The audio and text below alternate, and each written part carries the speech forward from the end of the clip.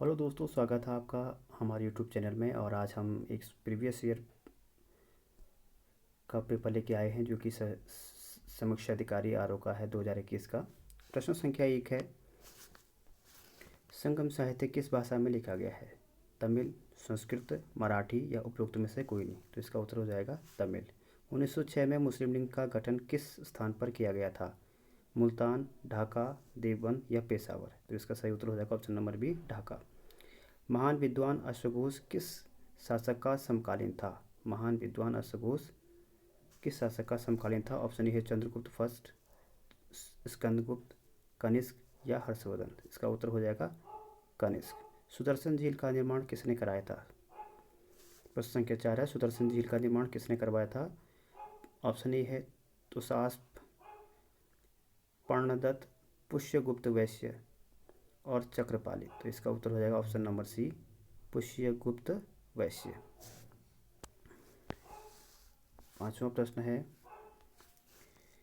अशोक के सारनाथ स्तंभ पर कौन सा पशु चित्र अंकित नहीं है? कई बार हम नहीं पढ़ते हैं। ऑप्शन नंबर ए है घोड़ा, हाथी, शेर और गैंडा। तो इसका सही उत्तर हो जाएगा गैंडा। तृतीय बौद्ध संगति किसके शासनकाल में आयोजित की गई? तृतीय बौद्ध संगति किसकी शासनकाल में आयोजित की गई? तो इसकी एक ट्रिक है अका अक। तो पहले अ से हो जाएगा अजातशत्रु, दूसरे से कालाशोक, तीसरे से अशोक, चौथा से कनिष्क। अब यहाँ पर क्या पूछा हुआ है? तीसरी बौद्ध संगति पूछा हुआ है। तो इसका सही उत्तर हो जाएगा option number A, Ashok. Mortimer Wheeler और स्टुअर्ट पिकट के अनुसार सिंधु सभ्यता की तिथि क्या थी? 2350 ईस्वी पूर्व से 1700 ईसा पूर्व, 2500 ईसा पूर्व से 1500 ईसा पूर्व, 2500 ईसा पूर्व से 1750 ईस्वी पूर्व और या 2800 ईस्वी पूर्व से 2500 ईस्वी पूर्व। तो इसका सही उत्तर हो जाएगा ऑप्शन नंबर बी, 2500 ईस्वी पूर्व से 1500 ईसा पूर्व। अगले क्वेश्चन की तरफ बढ़ते हैं। क्वेश्चन नंबर 8 क्या कहता है? क्वेश्चन नंबर 8, प्रबंध चिंतामणि का लेखक था। प्रबंध चिंतामणि का लेखक था। ऑप्शन नंबर ए है संध्याकार नंदी, नयचंद्र सूरी, भवभूति या मेरुतुंग। तो इसका सही उत्तर हो जाएगा ऑप्शन नंबर डी, मेरुतुंग।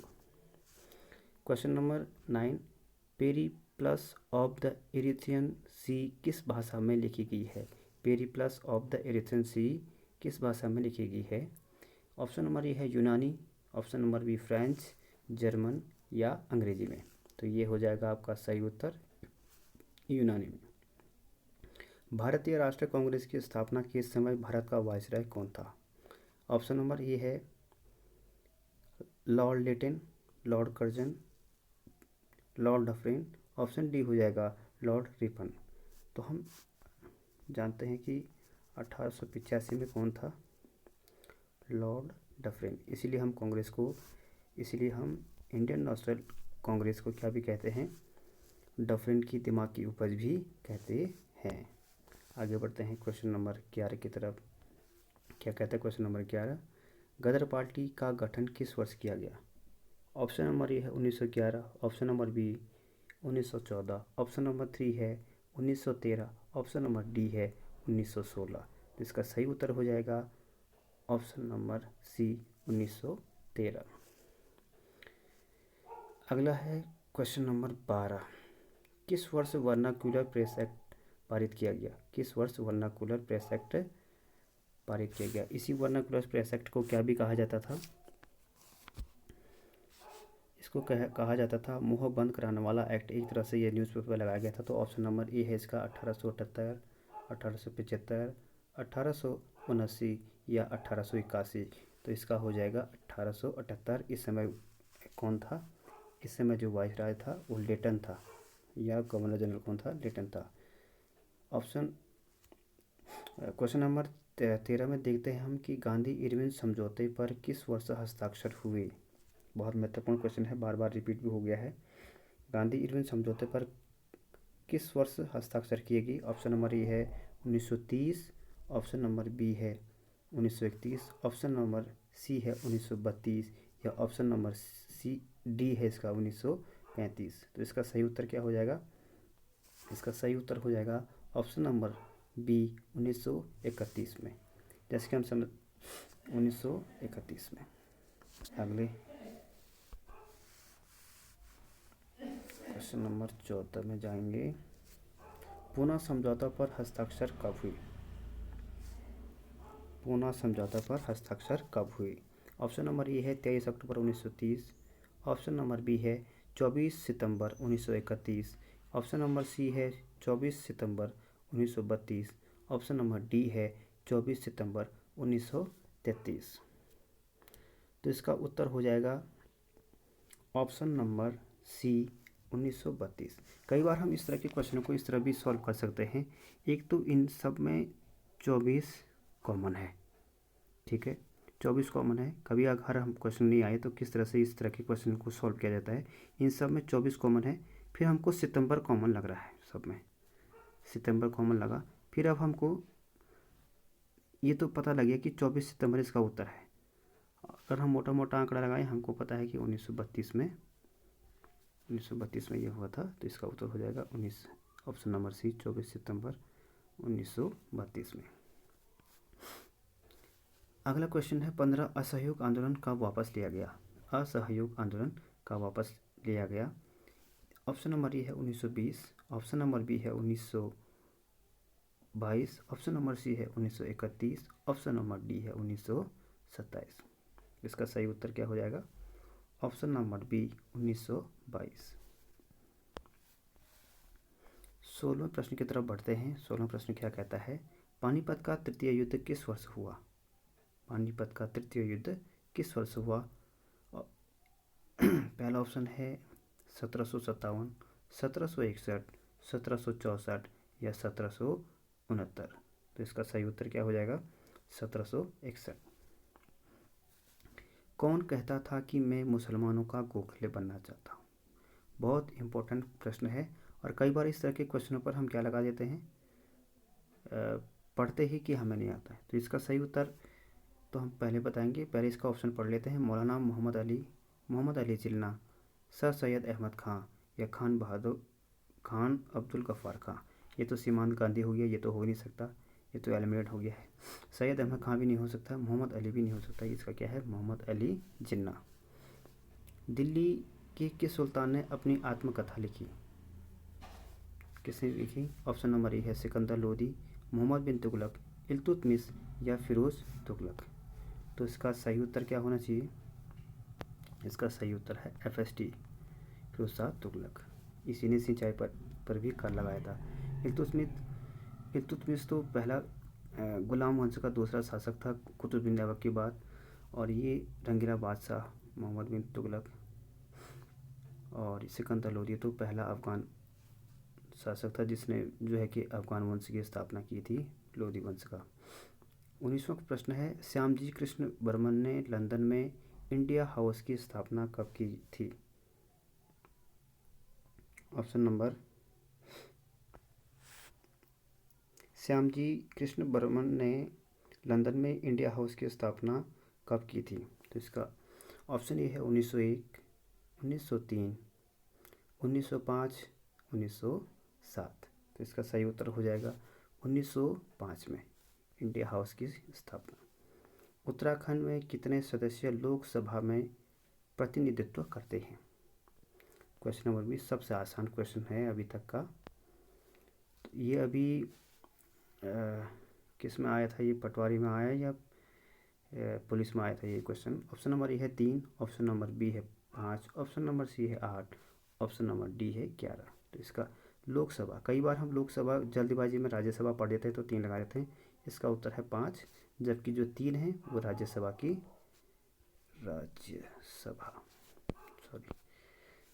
किसकी है? राज्यसभा की सीटें, ठीक है।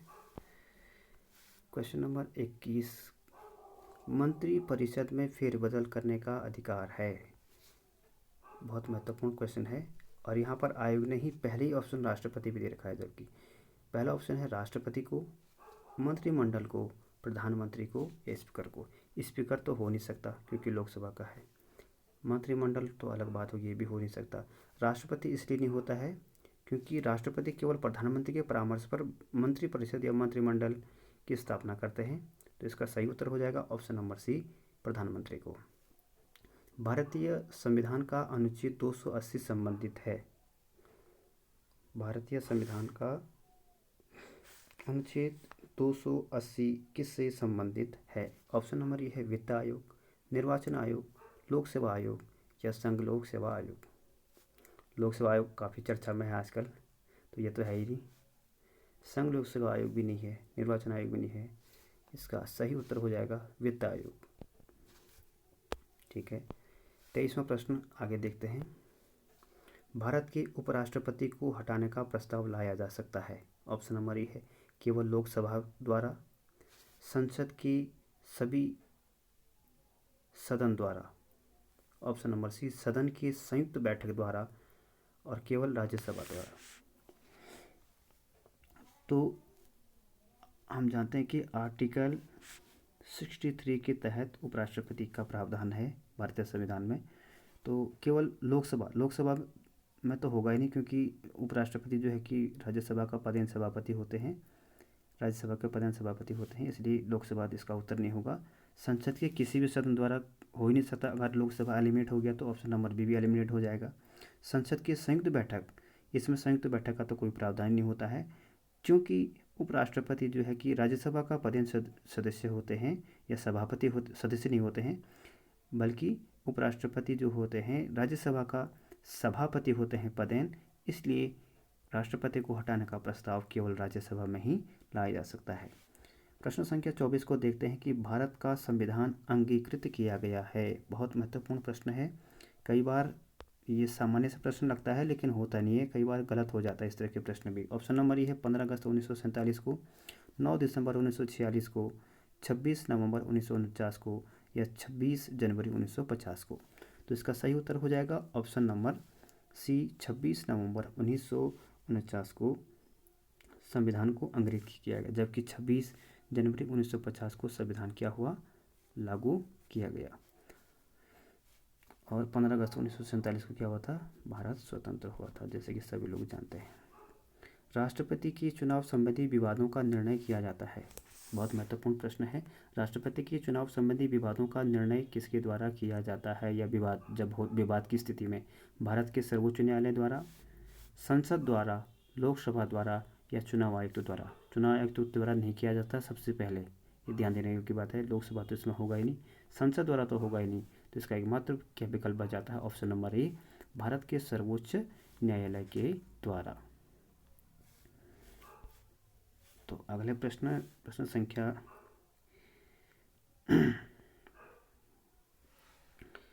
प्रश्न संख्या 26। प्रश्न संख्या 26 का पहला प्रश्न क्या है? प्रश्न संख्या 26 का पहला प्रश्न है, 26 है, राष्ट्रपति द्वारा अपना त्यागपत्र किसको संबोधित किया जाता है? बहुत ही सिंपल सा प्रश्न है। उपराष्ट्रपति को, लोकसभा अध्यक्ष को, प्रधानमंत्री को या भारत के मुख्य न्यायाधीश को? भारत के मुख्य न्यायाधीश को तो नहीं, लोकसभा अध्यक्ष को भी नहीं देते हैं, प्रधानमंत्री को भी नहीं देते हैं, किसको देते हैं? उपराष्ट्रपति को। किसको देते हैं? उपराष्ट्रपति को। अगला प्रश्न है, सर्वोच्च न्यायालय के न्यायाधीश किस आयु में सेवानिवृत्त प्रदान करते हैं या प्राप्त करते हैं? सर्वोच्च न्यायालय, सुप्रीम कोर्ट के जो न्यायाधीश होते हैं 58 वर्ष नहीं, 60 वर्ष नहीं, 62 वर्ष नहीं, तो इसका उत्तर क्या हो जाएगा? 65 वर्ष। अगला प्रश्न है, राष्ट्रपति द्वारा राज्यसभा के लिए कितने सदस्यों को मनोनीत किया जाता है? हालांकि इसका प्रावधान अब वर्तमान सरकार, केंद्र सरकार ने इसको हटा दिया है, तो तभी भी अगर इसका उत्तर होगा 12 सदस्यों को, जबकि लोकसभा में कितने को? 2 सदस्यों को मनोनीत कर सकते हैं विशेष उसमें। प्रश्न संख्या 29 है, भारत के संविधान की प्रस्तावना में धर्मनिरपेक्ष और समाजवादी शब्द को जोड़ा गया है। बहुत महत्वपूर्ण प्रश्न है। इसका पहला ऑप्शन है 39वें संविधान संशोधन द्वारा, 41वें संविधान संशोधन द्वारा, 42वें संविधान संशोधन द्वारा या 44वें संविधान संशोधन द्वारा। इसका सही उत्तर हो जाएगा 42वें संविधान संशोधन द्वारा जोड़ा गया है। और इसी 42वें संविधान संशोधन को ही लघु संविधान संशोधन या लघु लघु संविधान का दर्जा भी दिया जाता है। लघु संविधान का दर्जा भी दिया जाता है। और अगला है लघु संविधान संशोधन कब हुआ था? ये हुआ था 1976 को, जबकि 44वां संविधान संशोधन की अगर हम बात करें तो 1978 में ये हुआ था। अगला प्रश्न है भारत में हरित राजमार्ग नीति कब की है?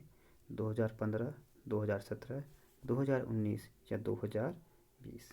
तो हम जानते हैं कि जैसी मोदी सरकार केंद्र में आई थी पहली बार, तो 14 में आने के बाद अगले ही साल उन्होंने हरित राजमार्ग नीति शुरू कर दी थी। भारत के 15वें वित्त आयोग के अध्यक्ष कौन है? राकेश रमन, रमेश चंद, उर्जित पटेल, NK सिंह।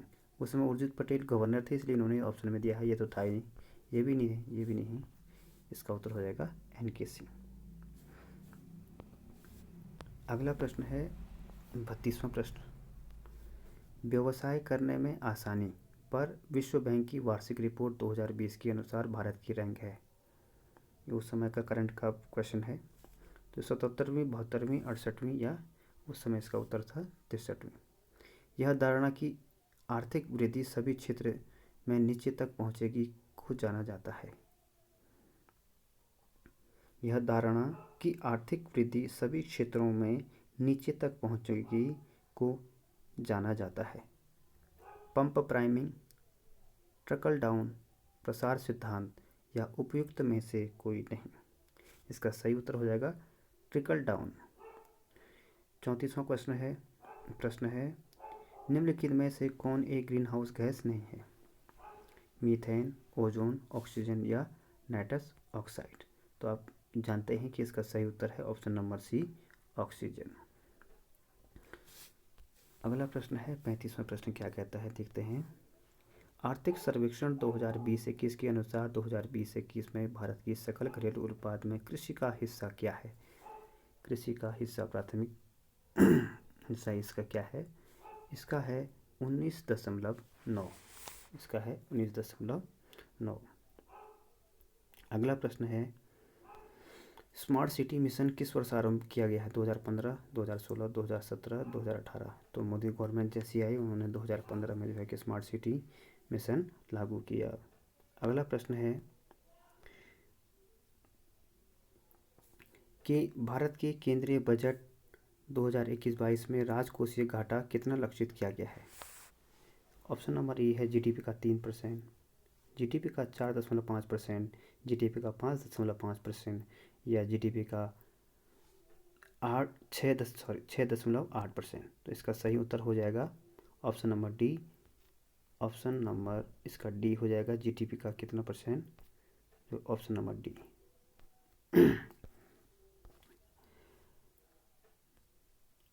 अगला प्रश्न है 38वां प्रश्न है।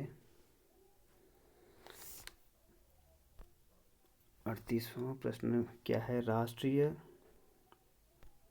राष्ट्रीय पादप जीनोम अनुसंधान संस्था स्थित है। राष्ट्रीय पादप जीनोम अनुसंधान संस्था कहाँ पर है?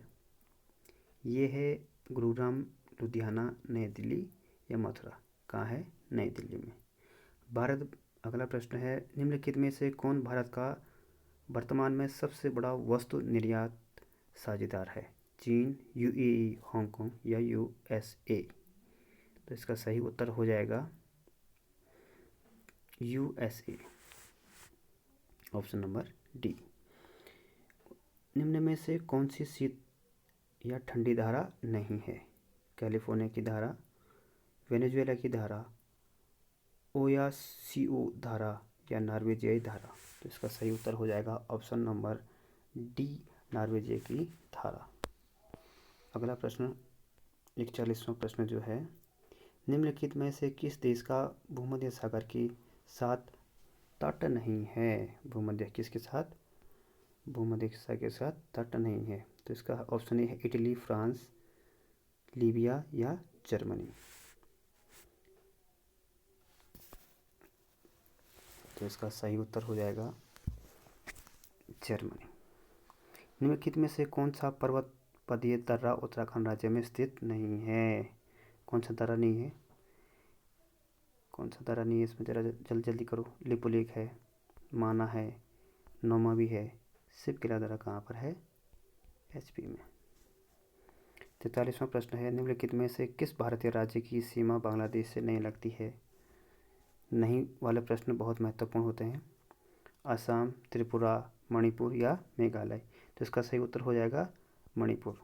एक और प्रश्न इसमें देखना कि त्रिपुरा बांग्लादेश से 3 तरह से घिरा हुआ राज्य है। ये ट्रिक भी लगा सकते हैं, त्रि का मतलब 3, बांग्लादेश से 3 तरह से घिरा हुआ राज्य त्रिपुरा है। अगला प्रश्न है, निम्नलिखित में से किस राज्य में से कर्क रेखा नहीं गुजरती है? तो इसका उत्तर है गुजरात में जाती है, राजस्थान में भी जाती है और त्रिपुरा से भी जाती है। इसका अरुणाचल प्रदेश होना चाहिए इसका उत्तर क्या होना चाहिए? अरुणाचल प्रदेश। और कितने राज्यों से गुजरती है? 8 राज्यों से। अगर हम देखें कि इस तरह से अगर हम मैप बनाएं यहाँ से ऐसे करके गुजरात से, तो इसकी एक ट्रिक है, गुराम छज पवित्रमी क्रम वाइज, कहाँ से? पश्चिम से पूरब का क्रम, गुजरात, राजस्थान, मध्य प्रदेश, छत्तीसगढ़, झारखंड, पश्चिम बंगाल, त्रिपुरा और मिजोरम। ये सभी 8 राज्य जो हैं कि पश्चिम से पूर्व की तरफ हैं। 45वां प्रश्न है, लेप्चा व हो जनजातियाँ सामान्यतः भारत के किस भाग में पाई जाती हैं? 45वां प्रश्न है, लेप्चा व हो जनजातियाँ सामान्यतः भारत के किस भाग में पाई जाती हैं? ऑप्शन नंबर ए है मध्य भारत, उत्तर पूर्वी भारत, दक्षिण भारत या पश्चिम भारत? इसका उत्तर हो जाएगा बी, उत्तर पूर्वी भारत। निम्नलिखित में से किस भारतीय राज्य में उच्च सड़क सघनता है? किस में है? बिहार में नहीं। कई बार हम उच्च सघनता माप करके इसको जनसंख्या से ले लेते हैं। बिहार में सबसे ज़्यादा जनसंख्या घनत्व है। उत्तर प्रदेश में भी नहीं है, यहाँ तो रोड ही कम है, क्षेत्रफल बहुत ज़्यादा है। तमिलनाडु में भी नहीं है, तो इसका सही उत्तर हो जाएगा केरल। निम्नलिखित में से कौन सा खनिज कोडुराइट अंतर्वेदी चट्टान से संबंधित है? अंतर्वेदी चट्टान, कोडुराइट अंतर्वेदी चट्टान से कौन सा संबंधित है? ऑप्शन नंबर ए है इसका लोहा, मैग्नीज, कॉपर या कोलिन? तो इसका सही उत्तर क्या हो जाएगा? मैग्नीज। क्या हो जाएगा? Option number B, manganese. Hirakud परियोजना किस नदी का जल उपयोग में लाती है? हीराकुंड परियोजना किस नदी का जल उपयोग करती है? ऑप्शन नंबर ए है इसका गोदावरी, नर्मदा, सोन या महानदी? इसका है महानदी। इंदिरा गांधी नहर परियोजना निम्नलिखित में से किस नदी से पानी लाती है? इंदिरा गांधी नहर कहाँ है? राजस्थान में है। और इसी इंदिरा गांधी नहर परियोजना को ही राजस्थान नहर के नाम से भी जाना जाता है। तो पहले ऑप्शन ए है इसका रावी, ब्यास, सतलज या उपयुक्त में से सभी? तो इसका उत्तर हो जाएगा उपयुक्त में से सभी, ऑप्शन नंबर डी, उपयुक्त में से। अब अगला प्रश्न है 50वां। 2020 में भारत का CAG किसे नियुक्त किया गया था? तो ये उस समय का करंट का क्वेश्चन है। हम इसमें एक चीज़ बताएंगे कि ये CAG किस आर्टिकल के तहत भारतीय संविधान में है। ये आर्टिकल, इसका आर्टिकल होता है 148 में। और उस समय कौन थे? नरेश अग्रवाल, राकेश शर्मा या GC मुर्मू या अमृत नायडा? इसका ऑप्शन नंबर सी उत्तर हो जाएगा। भारत के किस मंत्री ने विवादित कृषि कानून पर केंद्रीय मंत्रिपरिषद ने इस्तीफा दे दिया था? जिस समय वो कृषि कानूनों का बहुत बड़ा विवाद हुआ था दिल्ली में, जो बहुत बड़ा दंगा भी हो गया था इसके बाद में लास्ट में, जो कि शाहीन बाग बन गया था, उसी पर यह प्रश्न बना था क्योंकि उस समय करंट मुद्दा था। ऑप्शन नंबर ये है हरसिमरत कौर बादल, रामविलास पासवान, संजीव बालियान या उपरोक्त में से कोई नहीं? तो इसका उत्तर है कि हम ये मानते हैं कि सबसे अधिक कृषि कहाँ होती है, पंजाब में होती है। तो पंजाब से ही जो मंत्री मोदी गवर्नमेंट में मंत्रिमंडल में शामिल थे, हरसिमरत कौर ने इस्तीफा दे दिया था। ऑप्शन नंबर ए ने। कौन सा देश क्वाड का हिस्सा नहीं है? क्वाड। तो इसको जल्दी से इस प्रश्न का उत्तर दीजिए। क्वाड कौन सा क्वाड में शामिल नहीं है? ऑप्शन नंबर ए भारत, जापान, ऑस्ट्रेलिया या न्यूजीलैंड। तो इसका सही उत्तर हो जाएगा ऑप्शन नंबर डी, न्यूजीलैंड। ठीक है। और एक इसमें महत्वपूर्ण बात यह है कि जापान में 2022 में इसका सम्मेलन क्वाड का कहाँ हुआ था? क्वाड का सम्मेलन जापान में हुआ था। ऑप्शन नंबर, बहुत इंपॉर्टेंट क्वेश्चन, और अभी जो है कि रिपीट हुआ था पुलिस वाले एग्ज़ाम में। यहीं से किसी ने अगर ये पेपर पढ़ा होगा तो पुलिस में सीधे सीधे उसने ये क्वेश्चन कर दिया होगा। भारत की किस कंपनी ने कोवैक्सीन का उत्पादन किया है? Option number A Pfizer, Bharat biotech, serum institute of India या कैडिला। इसलिए कहते हैं कि यूकेपीएससी में पुराने पेपर करने चाहिए, उसी दृष्टिकोण से ये सीरीज़ लाई गई है आपके लिए। अगर आपका रिस्पॉन्स इस पर अच्छा रहा तो मैं आगे भी कोशिश करूँगा। हालांकि मेरा ये पहला ही पेपर है तो थोड़ा सा अभी दिक्कत भी हो रही है। तो इसका ऑप्शन नंबर सी हो जाएगा, सीरम इंस्टीट्यूट ऑफ इंडिया। ठीक है, सीरम इंस्टीट्यूट ऑफ इंडिया इसका उत्तर हो जाएगा। Serum institute of India. अगला प्रश्न है, 29वां सरस्वती सम्मान पुरस्कार किसे दिया गया है? पद्मा सचदेव, वासुदेव मोही, निर्मल अंजान या विक्रम सेठ। तो इसका सही उत्तर क्या हो जाएगा? इसका सही उत्तर हो जाएगा वासुदेव मोही, ऑप्शन नंबर बी। दो देश जो मैत्री सेतु पुल से जुड़े हुए हैं, कौन कौन से हैं? मैत्री हमारी किससे है? नेपाल से तो नहीं है, श्रीलंका से भी नहीं है, म्यांमार से भी नहीं है, किससे है? बांग्लादेश से है। अंतर्राष्ट्रीय मुद्रा कोष का प्रमुख कौन है? उस समय का तत्कालीन करंट का प्रश्न है। Kristalina Georgieva, Thomson Carey, Leslie Bonn या हेंकेल जॉय। तो इसका उत्तर क्या हो जाएगा? इसका उस समय का उत्तर है ए, क्रिस्टिना जॉर्जिवा।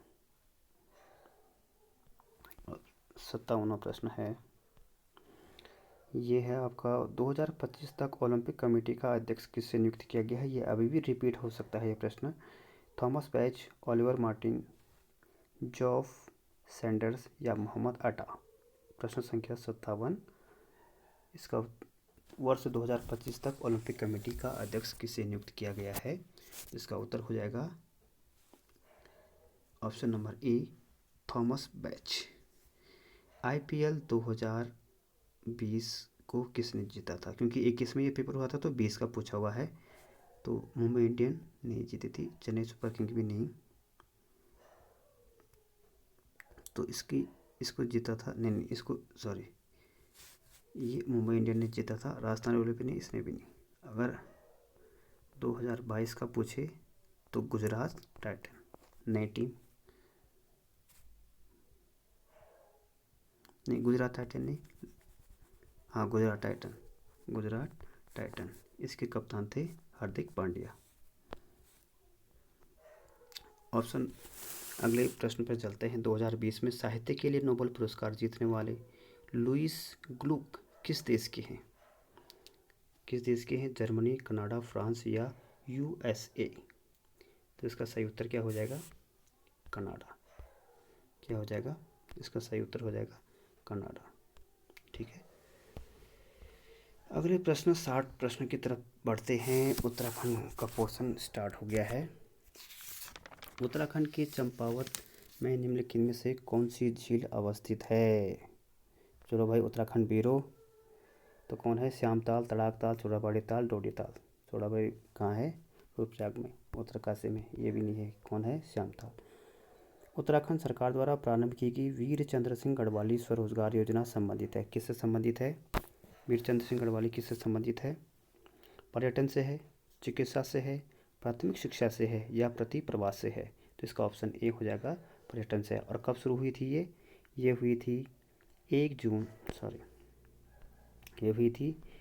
जून 2002 को। बहुत महत्वपूर्ण योजना। अगला प्रश्न है, निम्नलिखित नदियों में से किस नदी की उद्गम क्षेत्र में सर्वाधिक हिमानियाँ अवस्थित हैं? ये फिर रिपीट होने के इसके पूरे चांस हैं। यमुना, भागीरथी, अलकनंदा या पिंडर? तो इसका सही उत्तर हो जाएगा भागीरथी, जो कहाँ से निकलती है? गोमुख से। मुगल एवं चंद वंश के संबंधों के बारे में किस पुस्तक में वर्णन मिलता है? मुगल एवं चंद वंश के संबंधों के बारे में किस पुस्तक से वर्णन मिलता है? जहांगीरनामा, बाबरनामा, अकबरनामा, नुक्खा ए दिलकुशा? जहाँ से मैंने ये पेपर पढ़ा है, यहाँ से मैंने इसका आंसर ढूंढा, उसका तो इसमें जहांगीरनामा लिखा हुआ है। लेकिन जैसे कि हम जानते हैं कि रुद्रचंद बाबर के समय तक का था, लेकिन इसका सही उत्तर तभी भी क्या है? जहांगीरनामा है। कई बार हम लॉजिक लगा लेते हैं कि बाबरनामा में भी होगा, क्योंकि रुद्रचंद भी था बाबर के समकालीन, तो उस वजह से। Option number. अगला प्रश्न है, निम्नलिखित में से कौन एक सुमेलित नहीं है? बिस्नी देवी स्वतंत्रता सेनानी हैं, सही है। दीपा देवी सामाजिक कार्यकर्ता, ठीक है। गौरा देवी पर्यावरण, ठीक है। तुलसी देवी राजनीतिक कर्मी नहीं है, बल्कि ये भी क्या है? उद्यमशीलता, ये उद्यमशीलता कह लीजिए या सामाजिक कार्यकर्ता कह लीजिए। अगला प्रश्न है, निम्नलिखित में से किसने गोरखों से कुमाऊं की सत्ता प्राप्त की? किसने की थी? हेनरी रैमजे, गार्डनर, ट्रेल या लुटिक्सन? किसने की थी? गार्डनर ने। और 3 मई 1915 को इनको यहाँ नियुक्त किया गया था, और 4 मार्च 1916 को इन्हें नेपाल में ब्रिटिश की तरफ से नियुक्त किया गया था एज ए एक तरह का राजदूत के रूप में, ठीक है। निम्नलिखित में से कौन सुमेलित नहीं है? ज़रा फटाफट करिए क्वेश्चन नंबर। कौन सुमेलित नहीं है इसमें? गोविंद उत्तरकाशी, सही है। अस्कूट पिथौरागढ़, सही है। पिंसर अल्मोड़ा, सही है। सोना नदी चमोली, गलत है। बल्कि सोना नदी कहाँ है? पौड़ी। कहाँ है? पौड़ी में। अगला प्रश्न है 67वां प्रश्न है, अल्मोड़ा अखबार का प्रकाशन किस वर्ष प्रारंभ हुआ था? 1870, 71, 1878 या 1879? ये भी नहीं है, ये नहीं है। इसमें तो डिबेटिंग क्लब की स्थापना हुई थी, और उसी ने 1871 में क्या किया था? अल्मोड़ा अखबार, ठीक है। उसी ने 1871 में क्या किया था? अल्मोड़ा अखबार। भारतीय सैन्य अकादमी किस वर्ष देहरादून में स्थापित की गई? 1919, 1925, 1932 या 1948? 48 नहीं है, 25 नहीं है, 1919 नहीं है। कब है? 1932। कहीं कहीं आप इसकी दो तरह की डेट देखेंगे, 1 दिसंबर भी मिलता है और 10 दिसंबर भी मिलता है। ये प्रश्न में आ गया है, और इसका सही उत्तर है 10 दिसंबर 1932 को। 1 दिसंबर को हालांकि हो गया था, लेकिन इसका विधिवत रूप से जो उद्घाटन हुआ था 10 दिसंबर 1932 को हुआ था। इसलिए यह ध्यान देने वाली बात है कि भारतीय सैन्य अकादमी देहरादून की स्थापना कब हुई थी? 10 दिसंबर 1932 को। अगला, बिखौती मेला, जैसे कि नाम से ही उसकी पता चल रहा है कि बिखौती मेला उत्तराखंड में किस हिंदी माह में मनाया जाता है? बैसाख, आषाढ़, मार्गशीर्ष या फाल्गुन? कब मनाया जाता है? बैसाख में। उत्तराखंड में उच्च शिखरीय पादप शोध संस्थान निम्नलिखित में से किस स्थान पर है? क्या कह रहा है? उच्च शिखरीय पादप शब्द को ध्यान दो। पादप शोध संस्थान किस स्थान पर अवस्थित है? श्रीनगर, पौड़ी, तुंगनाथ या हल्द्वानी? हल्द्वानी में तो है नहीं। तुंगनाथ में तो सबसे ऊंचा मंदिर है, ये तो है नहीं, ठीक है ना। पौड़ी में भी नहीं है। कहाँ है? श्रीनगर में। इसी पादप की जगह पर अगर पौध शोध संस्थान आ जाएगा तो वो आ जाएगा नैनीताल में, वो कहाँ जाएगा, नैनीताल में। ठीक है। अगला प्रश्न है, प्रश्न संख्या 71 है, प्राचीन समय में उत्तराखंड में असिंचित भूमि को कहा जाता था, इजर, तालाऊ, उपराऊ या इनमें से कोई नहीं, उपराऊ। इसका सही उत्तर हो जाएगा उपराऊ। जो नदियाँ थी, नदियों के किनारे की ही जो भूमि रहती थी वही ज़्यादातर सिंचाई वाली होती हैं। तो ऊपर वाली भूमि को, नदियों से दूर जो भूमि रहती थी उसको एक तरह से उपराऊ बोलते थे। और जो जितनी नदी से जिस भूमि की दूरी जितनी ज़्यादा होगी, क्योंकि उस वहाँ पर खादर नामक मिट्टी नहीं पाई जाएगी, तो वहाँ की भूमि क्या होगी, उपजाऊ नहीं होगी, इसलिए उस भूमि को क्या कहते थे, उपराऊ कहा जाता था स्थानीय भाषा में। ठीक है।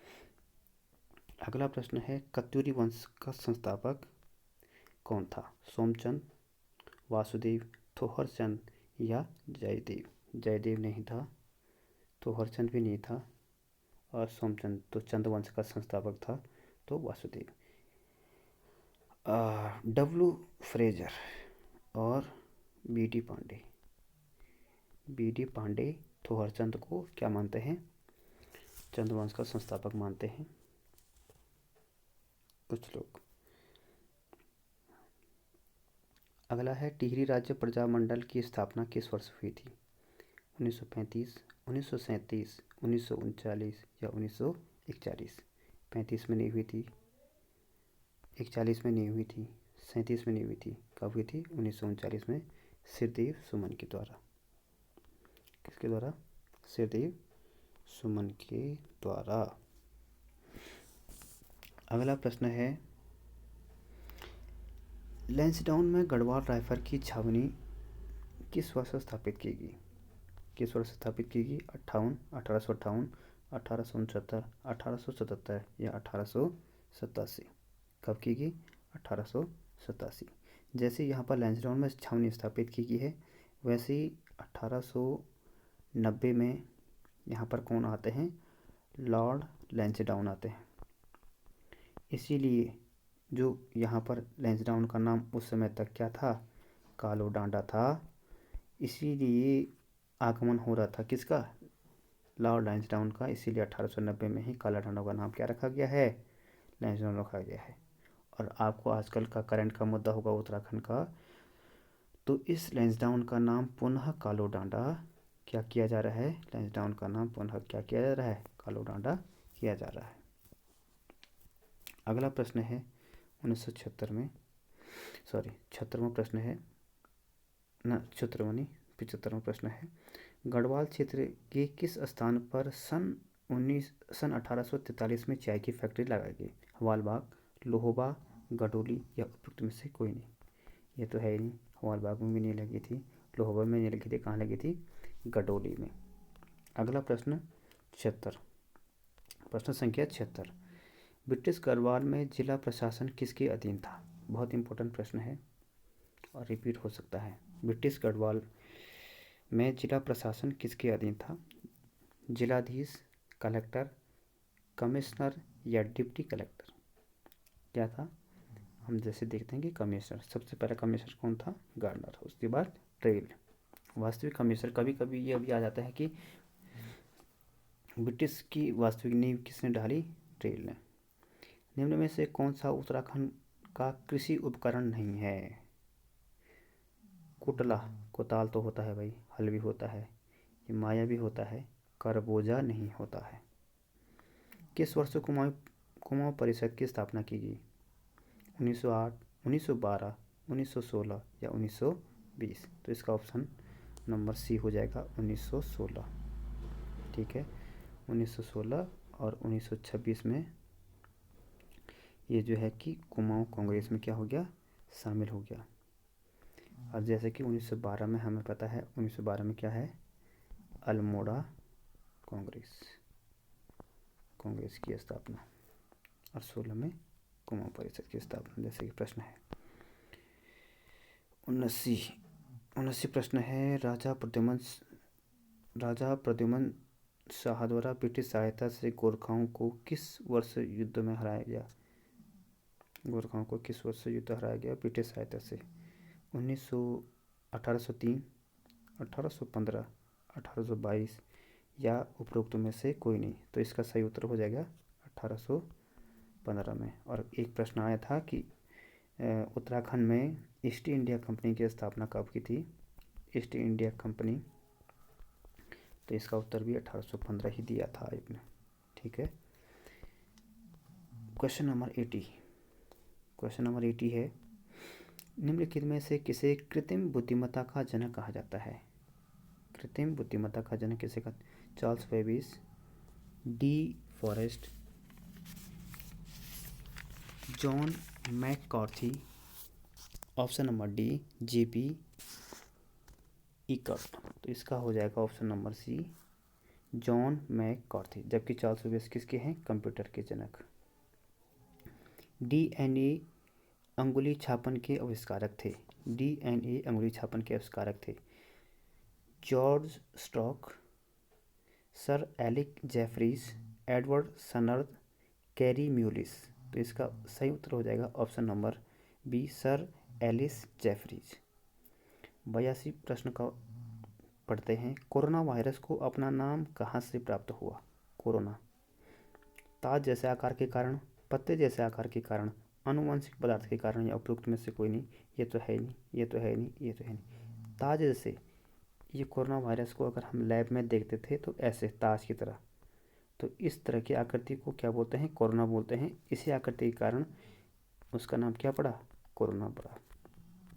कोरोना। ऑन्कोलॉजी अध्ययन है। ऑन्कोलॉजी किस चीज़ का अध्ययन है? पक्षियों का, कैंसर का, स्तनधारियों का, या मृदा का। तो इसका सही उत्तर हो जाएगा कैंसर का। डॉल्फिन किस वर्ग का उदाहरण है? एम्फीबिया, पीसीज, एवीज, या स्तनधारी। तो इसका सही उत्तर हो जाएगा ऑप्शन नंबर डी स्तनधारी। प्रश्न संख्या 85 है, पीत ज्वर का संचरण होता है। पीत ज्वर का संचरण किसमें होता है? एडीज द्वारा, क्यूलेक्स द्वारा, नर एनाफिलीज द्वारा, या मादा एनाफिलीज द्वारा। तो इसका सही उत्तर हो जाएगा मादा एनाफिलीज द्वारा। ऐसे प्रश्नों में कई बार जैसे एनाफिलीज 2 बार है तो पहले ही पता लग गया कि ये 2 ऑप्शन तो है ही नहीं, तो अब हमको पता होना चाहिए कि नर या मादा। तो किससे? मादा से पीत ज्वर। निम्नलिखित में से कौन सा पक्षी उड़ान रहित है, यानी कि जो उड़ नहीं सकता है? कीवी, एमू, शुतुरमुर्ग, सारस क्रेन। तो इसका सही उत्तर हो जाएगा एमू। कीवी तो आज हार गई है इंडिया से, यानी कि न्यूजीलैंड।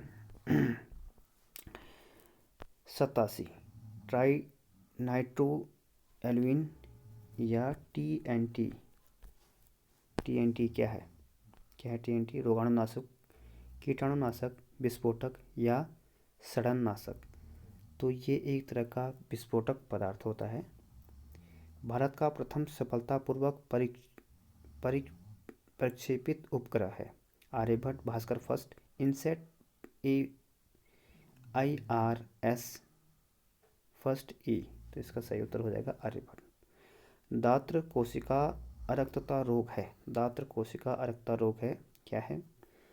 क्षाररंजियों का, रक्ताणुओं का, पट्टिकाणुओं का, या लसीकाणुओं का। तो ये किस चीज़ का है? ये है तुम्हारा ऑप्शन नंबर ए क्षाररंजियों का। ठीक है ना। भारतवर्ष की स्वतंत्रता के समय भारतीय राष्ट्रीय कांग्रेस का अध्यक्ष कौन था? भारतीय राष्ट्रीय कांग्रेस का अध्यक्ष मौलाना अबुल कलाम आज़ाद, JB कृपलानी, डॉक्टर राजेंद्र प्रसाद, या जवाहरलाल नेहरू। तो इसका सही उत्तर हो जाएगा JB कृपलानी। क्योंकि 1942 से 1946 के आसपास तक इंडियन नेशनल कांग्रेस का कोई भी अधिवेशन शायद हुआ नहीं है उसी समय, क्योंकि JB कृपलानी बने थे। तो उसके बाद यही प्रश्न इसीलिए पूछा जाता है क्योंकि उस समय अधिवेशन हुई नहीं ज़्यादा, तो उस समय कौन थे? JB कृपलानी थे। तो आज के लिए इतना ही। आज के 90 प्रश्नों की सीरीज़ आपको कैसे लगी? थोड़ा सा आज पहला ही मेरा पेपर था तो थोड़ा सा इसमें कॉम्प्रोमाइज़ कर सकते हैं आप कि पहला ही डिस्क्रिप्शन करने का मौका मिला जितना भी हो पाए मेरे से, तो मैंने पूरा प्रयास किया और कम समय में ज़्यादा से ज़्यादा प्रश्नों को मैंने लेने का प्रयास किया। जहाँ पर जिस प्रश्न में भी आपको त्रुटि लगे तो कमेंट में लिख सकते हैं, और आशा है कि आपको यह बहुत हेल्पफुल होगी। धन्यवाद। अगर आप चैनल पर नए हैं तो प्लीज़ कमेंट कीजिए, लाइक कीजिए और सब्सक्राइब ज़रूर कीजिए, क्योंकि इसी से आपके सहयोग से ही मोटिवेशन मिलेगा। तो मैं आगे सीरीज़ को कंटिन्यू करना चाहूँगा। और इसी समीक्षा अधिकारी का कल या परसों में मैं आपको हिंदी का जो 30 प्रश्न हैं उसको भी डिस्क्राइब करके सॉल्व करके आप तक पहुँचा दूँगा। बहुत बहुत धन्यवाद।